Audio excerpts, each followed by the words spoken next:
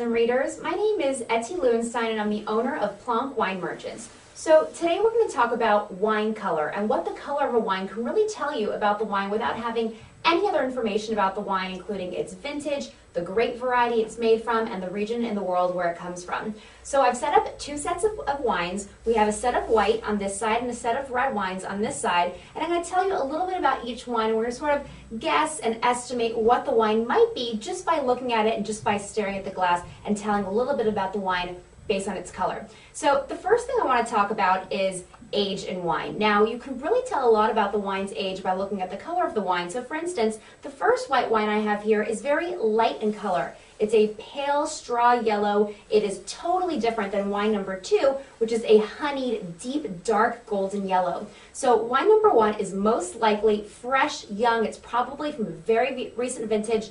And the second wine, I can tell by its dark yellow color that this wine definitely has some age on it. You can also tell if the wine was fermented and aged in stainless steel or in oak barrels. Now, oak aging definitely attributes some darker color, and as the wine evolves, it gets more brown, and the color of the wine really evolves towards the brown spectrum.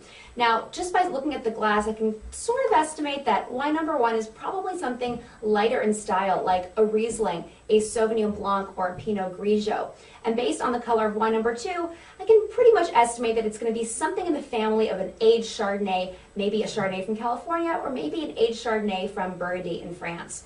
Now, the second set of wines I have here to my right are both reds, but they're very, very different in color. Now, the first wine is much more translucent than the second wine. The second wine, if you try to look through it, it's very dark. There's a lot of color concentration, and I can tell just by that difference that these wines are made from totally different grape varieties. I can also tell a lot about the wine's age here with these two wines. Now, the first wine is very bright. It has this very bright, bold, ruby, almost purple shade, and what that tells you is that the wine is young. As red wines age, they get darker, they get more brick in color, they get a lot browner. And so if a wine is very bright red, almost has a purple shade, that's going to indicate to you that the wine comes from a very recent vintage.